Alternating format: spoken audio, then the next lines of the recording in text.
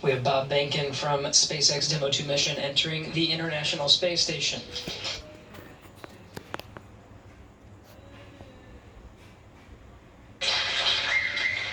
Followed by Doug Hurley.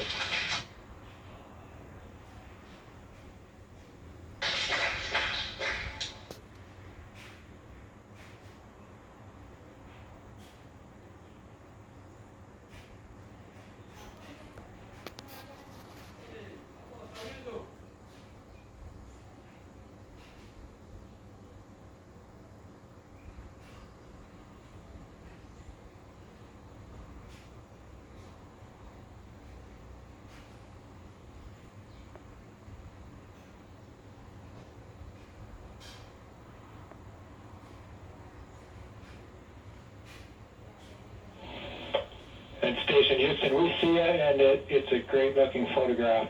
So thanks for that. Stand by one. We'll call you when we're ready for the event in the next few seconds. Got a whole bunch of very happy and grateful people making their way into MCC right now.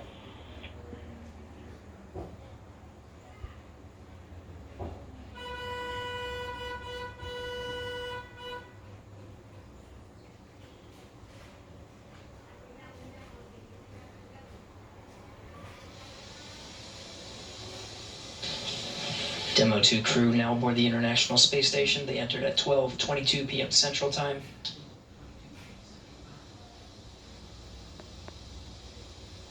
The station at the time was 262 statute miles over Turkmenistan.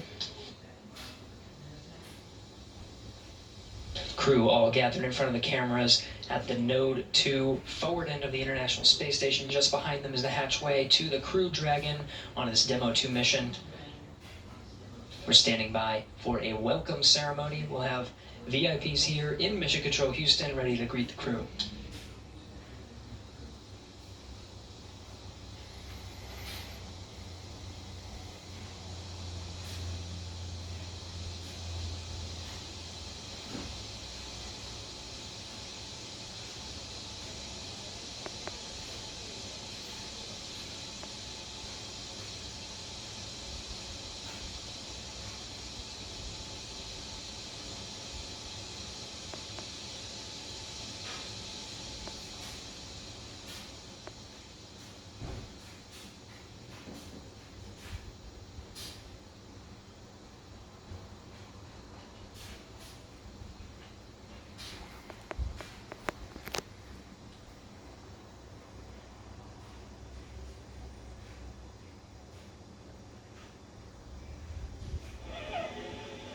And Station, we're just about ready. Stand by.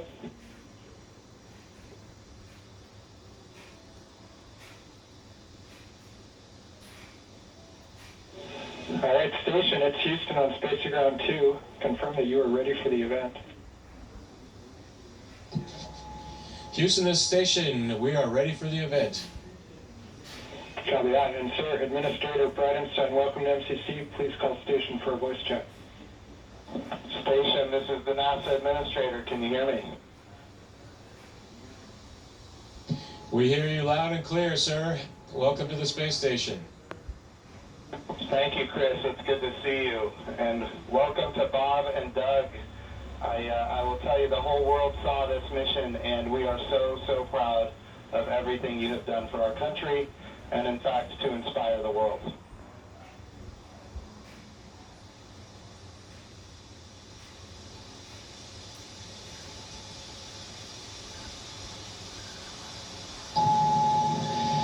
We sure appreciate that, sir. It's obviously been our honor to be just a small part of this. We have to give credit to SpaceX, the Commercial Crew Program, and of course NASA. It's great to get the United States back in the crewed launch business, and we're just really glad to be on board this magnificent complex. Well, we have some VIPs with us here, and I'm sure they have some questions that they'd like to ask you, but I have one of my own before I turn it over. And I just wanted to find out if you guys got any sleep on your way up there the last, I'd say, I get 19 hours. Did you guys get any sleep?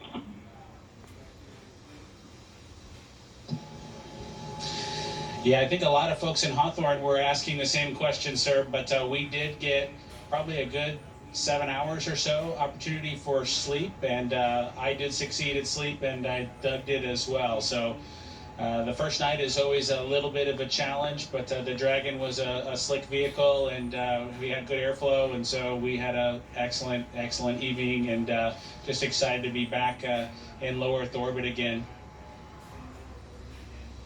Amazing. Well, one of the people that is here with us today is Senator Ted Cruz, and of course he's a huge advocate of America's space program, and he's been somebody who has helped us so much as we transition from one administration to the next administration. And the reason missions like this can have success is because of continuity of purpose.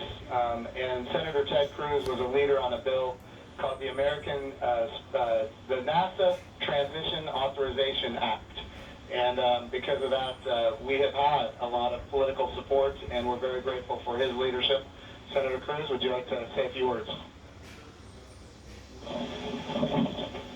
Well, congratulations, gentlemen. The eyes of the world are upon you, and everyone is proud of you. All of America is watching you.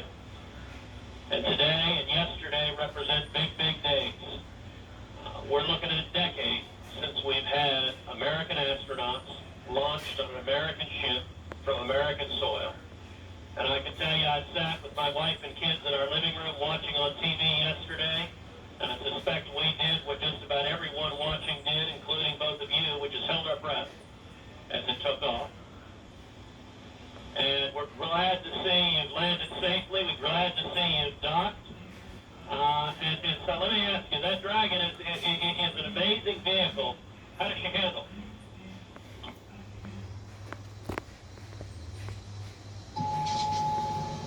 It flew just like it was supposed to.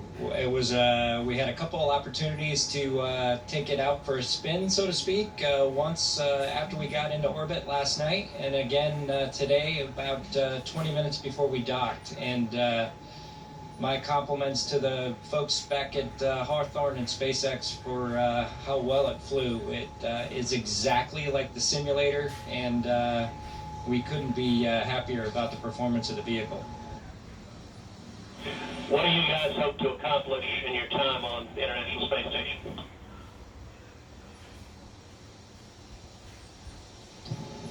Well, while we're on board the space station, of course, with the new spacecraft, we do hope to put her through her paces, and so the good ship Endeavor is going to get a lot of checkout over the next week or two here, and hopefully we'll be able to declare her operational, and Doug and I will be able to take some burden off of Chris and his crewmates, Ivan and Anatoly, so that we can keep the space station operating at its peak possibilities. So we're looking forward to contributing any way that we can, and like I said, trying to keep space station as productive as possible.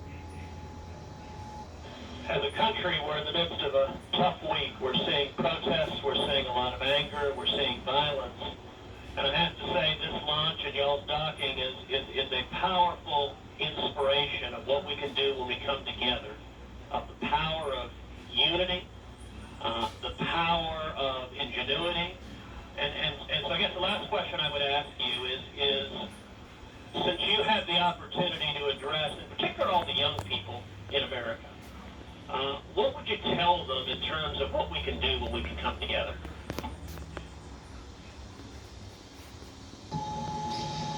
You know, that's a great question. 9 years ago, just about exactly 9 years ago, we docked with Atlantis on STS-135, the last flight of the Space Shuttle program, a 30-year program. And folks at SpaceX, folks at NASA, the Commercial Crew Program put their heads together and worked diligently year after year, making sacrifices, working hard. And then 9 years later, American launch capability was restored, and this is just one effort that we can show for the ages in this dark time that we've had over the past several months to kind of inspire, especially the young people in the United States, to reach for these lofty goals and work hard, and look what you can accomplish. Thank you, gentlemen. God bless you. Thank you, Thank you, Senator sir. Cruz. We have another very special guest here that represents the Johnson Space Center. And of course, it's my good friend from the House of Representatives, Dr. Brian Babin. And I want to be clear, he also was a big part of the NASA Transition Authorization Act, which gave us the continuity of purpose to make this happen today. So, gentlemen, here is Dr. Brian Babin from the state of Texas. Thank you. So great to be with you guys. I was at the launch yesterday. I just want to say a huge congratulations. And, there was a thunderstorm that blew in about 30 minutes or 45 minutes or so before liftoff. And it was in doubt there for a minute, but it was just an enormous achievement. I just want to say thank you for you guys. Really appreciate what you're doing for America, and the crew that's already been up there, Chris, and your two fellow Russians. To give you a great big thank you as well. I have a son who was a Navy SEAL, and I want to thank you for your service there too, Chris. And also, I would like to just see what I know you said that the craft, the Dragon, handled very well, but I want to see how it compares with the space shuttle. If one of you would address that, I would appreciate it.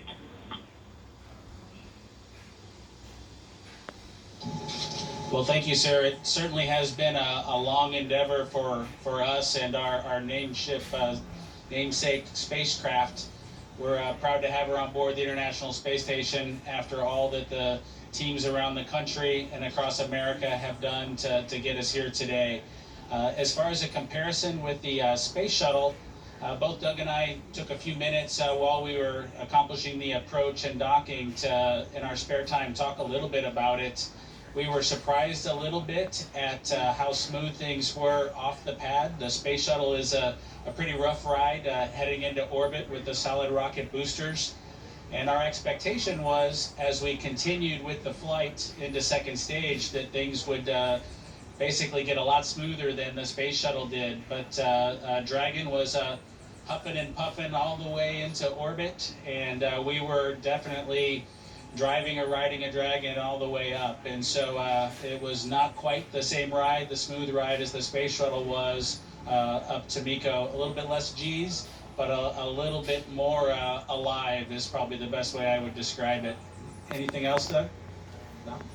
Sounds good. Bob, what is Miko?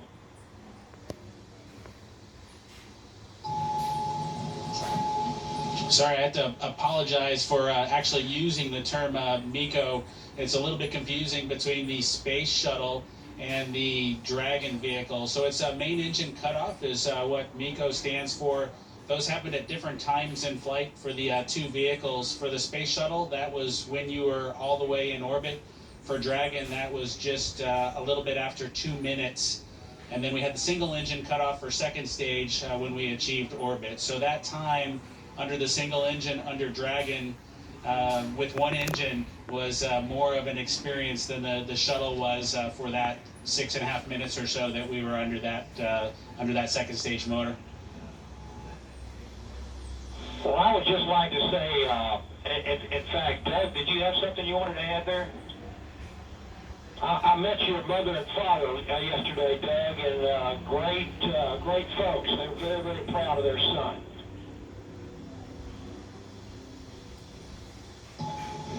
Yeah, that's pretty cool. Hopefully they enjoyed the launch. I know for parents, it could probably be pretty nerve-wracking for them to experience a launch. This was their third, so I'm glad everything went okay, and hopefully it was a good show. We haven't obviously heard or seen any video yet, but we're looking forward to seeing the launch replayed sometime. I can assure you that it was a great show. It was one of the treats of my lifetime, I would have to say, and many, many other folks that were sitting there looking all across the country and even the world. And I can tell you, as Senator Cruz said, we've gone through some really, really rough times over the last few days.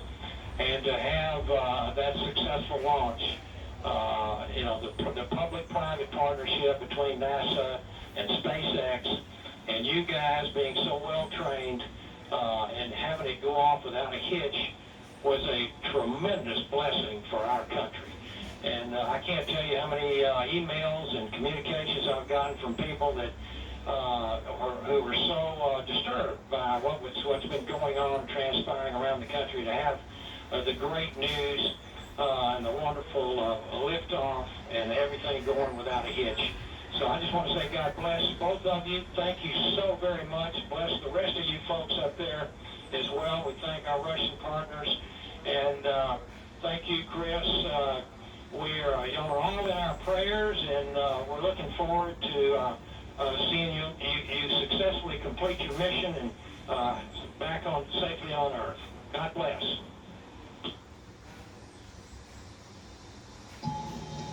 Thank you very much. Yeah, and just so you guys are aware, the show was in fact spectacular. The ratings on NASA TV beat everyone else. Not just some of them, it beat all of them, and that includes, just so everybody is aware, the whole world saw this. It trended #1 on Twitter. It was the #1 thing talked about on social media in general.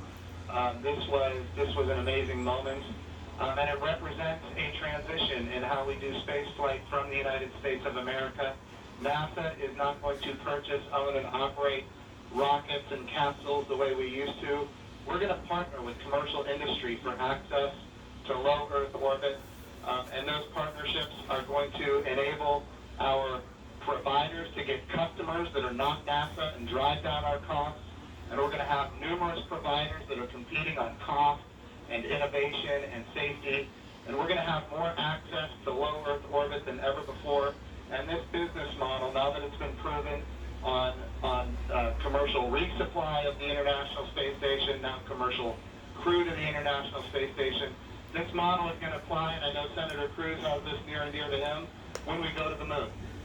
And of course, when we go to the moon, it's going to be done because of the great people here at the Johnson Space Center and so many other centers across the United States of America. But when we go to the moon, we're going to land on the surface of the moon with commercial landers. And of course, we're very proud of the Commercial Lunar Payload Services Program being managed right here out of the Johnson Space Center as well, so that we can take small payloads to the surface of the moon. And all of this is leading up to an amazing day where we have humans living and working for long periods of time on the surface of the moon, but doing it with a purpose. And that purpose, of course, is to go to Mars. Humanity is going to explore more and be able to go further than ever before because of the public-private partnerships. We all know that if the government is creating the demand and the government is creating the supply, we will always be limited. But when we have partners that are interested in exploring commercially and doing the things that are necessary, to get capital investment, then we're all going to end up better. So I want to just say the whole world saw this. This is a new era in human space flight, and we are so grateful for the service of not just our 2 astronauts that embarked on this mission, but the 100,000 plus people that participated in it, in this mission. Everything from the suppliers to the main contractors, to the NASA team, the SpaceX team. What an amazing day for our country and, in fact, for the world. I'm going to turn it over for a second to my deputy, Jim Morehart, who's been a great deputy at NASA.